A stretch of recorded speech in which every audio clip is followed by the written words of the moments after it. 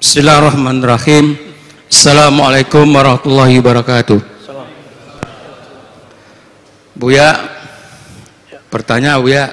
Ya, ini ada bisik-bisik dari teman-teman. Katanya jin bisa dilihat. Itu pertanyaan Ustadz. Satu aja deh, soalnya masih banyak yang lain. Terima kasih. Assalamualaikum warahmatullahi wabarakatuh. Assalamualaikum. Yang bisa dilihat itu jin dan jun. Jin itu bahasa Arab, artinya jismun junna anil basar. Benda yang ditutup dari pandangan mata, maka disebut jin. Kalau majnun, insan sutira akluh, manusia akalnya udah ketutup, maka disebut majnun. Junna alaih, majnun juga, jan sama, ya. Lalu bagaimana dengan jin? Al-Quran mengatakan, yarawnakum, mereka melihat kamu dari sisi la tarawnahum, dari sisi engkau yang tidak dapat melihat mereka. Kalau Allah bilang jin tidak bisa dilihat dengan kasat mata, terus ada orang ngomong ngelihat jin, faqad ata bi buhtanin azim, dia sudah berbohong dan telah mengingkari Al-Quran. Namun kalau situ wali memandang tidak dengan mata ini, jangankan cuma jin, Rabbul jin aja dia tahu, Tuhan pencipta jin aja dia bisa pandang. Tapi memandang Allah kan bukan dengan pandangan ini. Memandang Allah itu sebenarnya Allah lah yang memandang dirinya, cuma minjem kita. Sebenarnya kita emang dipinjem, kita kan milik dia juga. Inilah kata Imam Syafi'i, man qala ra'aitul jinna faqad ata bi buhtanin azim. Bahkan dalam satu riwayat, man qala ra'aitul jinna faqad kafar. Siapa yang ngaku-ngaku ngeliat jin, dia telah kufur kepada ayat ini. Dia telah berbohong yang besar. Maka mohon maaf, saya nggak percaya dengan buku dialog dengan jin itu, saya nggak percaya. Mohon maaf ya, saya nggak percaya. Dan saya nggak percaya jika orang mengislamkan jin lewat kesurupan, kecuali 1-2 kisah aja. Saya percaya Pak ada jin. Maka kebanyakan ahli ruqyah harus kemudian emang kaji ulang lah. Kalau nggak sepakat dengan saya kan boleh-boleh aja. Apa benar yang ente islamkan itu jin? Kok kambuh lagi? Ya, banyak kan? Saya ketemu seseorang, dia sekarang ngaku sudah mengislamkan 1 juta jin. Dihitung benar sama dia. Kita tanya, emang ente lihat? Enggak, tapi dia berbicara lewat orang kesurupan. Orang kesurupan itu Bapak, itu sudah dijelaskan dalam ilmu psikologi. Kebanyakan kesurupan itu terjadi pada 2 komunitas. 1 pelajar santri yang tertekan, kedua karyawan atau orang-orang yang tugas sejenis karyawan yang banyak tugasnya. Jarang-jarang terjadi yang nomor 3, orang putus cinta, itu jarang ya. Tapi kejadian. Berarti secara psikologi itu orang stres. Orang stres kebanyakan. Orang kesurupan itu stres. Nah, namun ada kejadian di luar itu, karena pernah belajar ilmu-ilmu kebatinan. Namun, kapan jinnya masuk? Jika dia stres. Kepikiran dikit bab kuliah, belajar langsung stres. Keluarlah jinnya. Itu pengalaman-pengalaman kita ketemu orang-orang kesurupan. Ya, saya nggak percaya tuh. Karena nggak bisa dilihat. Kan bisa aja dia ngibulin, aku bersaksi tiada Tuhan selain Allah. Ya, suara doang dilain-lainin ya. Kawan kita ada yang pura-pura kesurupan Pak dulu. Suaranya dilain-lainin, matanya dibolak-bolak. Pas kita udah mau tamat semua, dia buka ceritanya. Itu dulu saya pura-pura kesurupan. Lain lagi kalau ke satu wilayah di Tiongkok sana, saya nggak usah cerita. Itu TKW stres karena sibuk bekerja setiap pekan. Kalau ada ustadz muda datang, muda nih ustadznya, itu pengen dipegang modus atau pengen dibaca-bacain, ya, pura-pura kesurupan, pura-pura juga. Ada yang beneran Pak, tapi kebanyakan pura-pura juga. Yang penting dipegang dikit sama ustadznya langsung tenang, ya, sama aja modus. Itu jinnya jin melambai itu ya.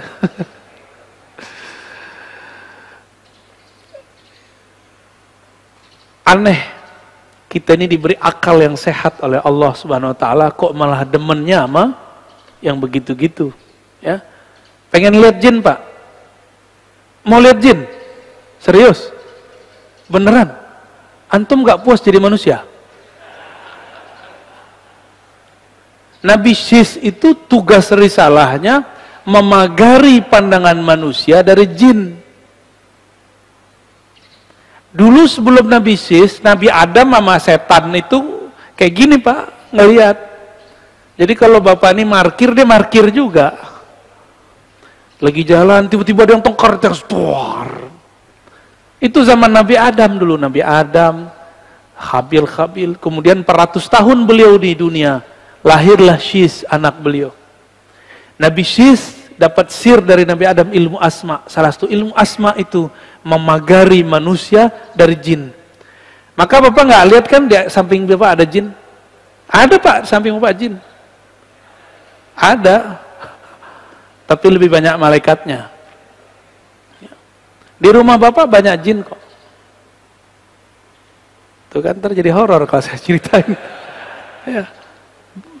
Tidak ada satu jengkal di muka bumi kecuali ada makhluk Allah. Apakah itu malaikat, jin, atau binatang-binatang kecil. Ada semua. Gak usah dicari-cari Pak. Syaitan yajri majrad dam. Syaitan mengalir di setiap pembuluh darah. Gak usah dicari. Kadang kitalah setannya.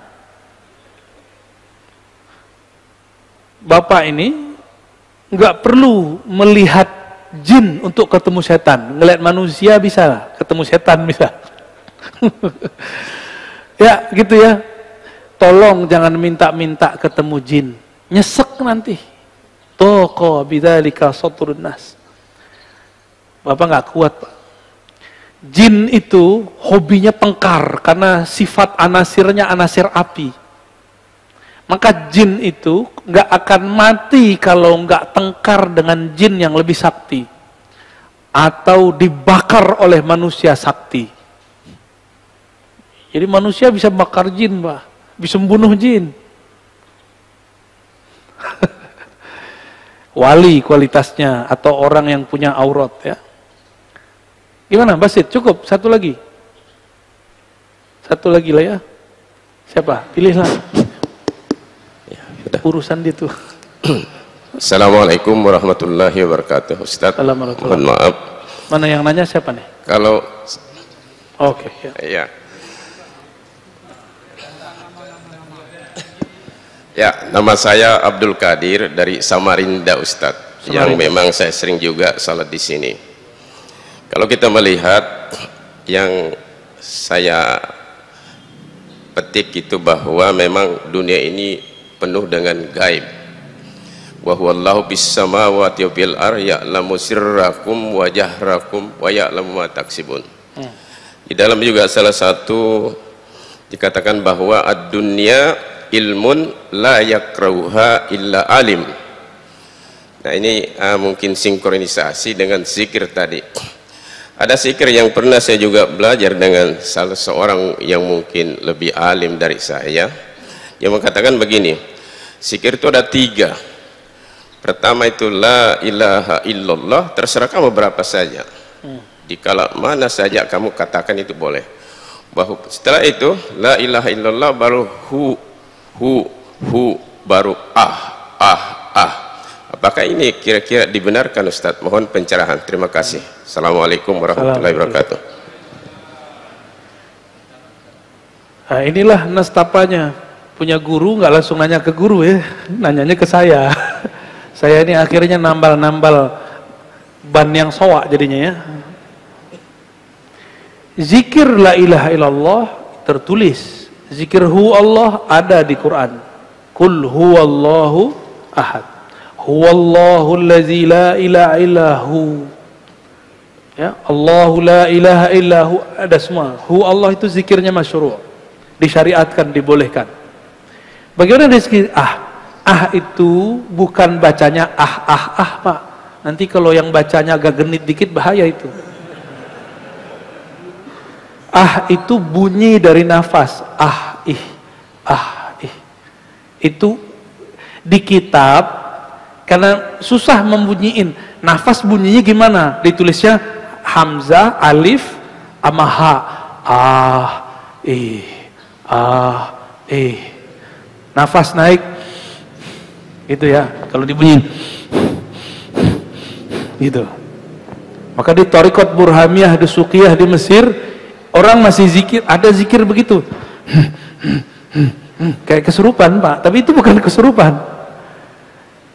Menurut saya, walaupun ada zikir begitu, itu kurang tepat kalau dibaca enggak. Itu maksudnya nafasmu isi dengan nama Allah. Hadapkan kolbu kepada Allah, setarakan, seiramakan dengan bunyi nafasmu.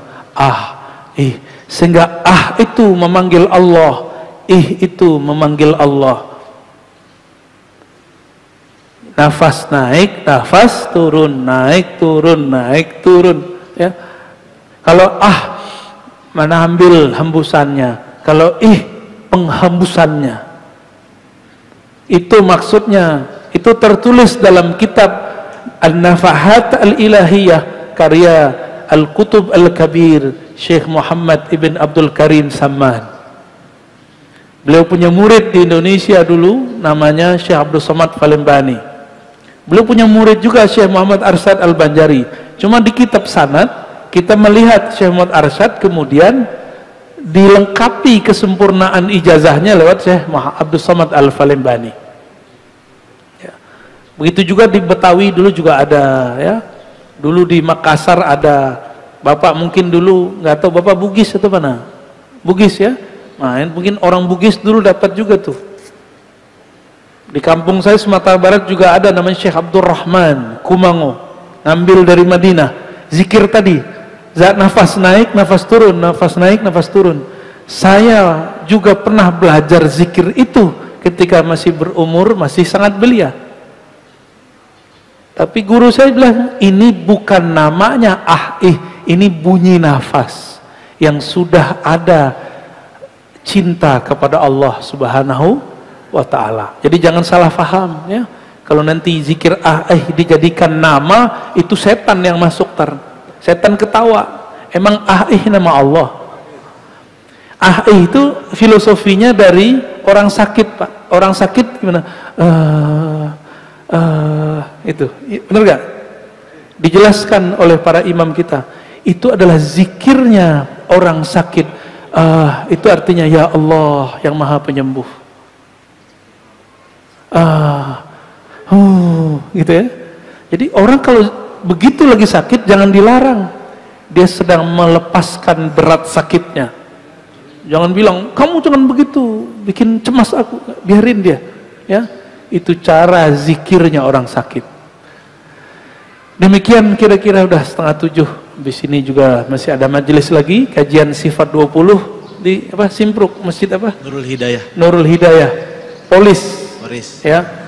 Bagi yang ada waktu silakan gabung kajian sifat 20. Kajian pakai ini, Pak. Kalau barusan kajian pakai dada. Insyaallah kita ketemu lagi. Wassalamualaikum warahmatullahi wabarakatuh. Tidak perlu salaman. Assalamualaikum warahmatullahi wabarakatuh. Waalaikumsalam.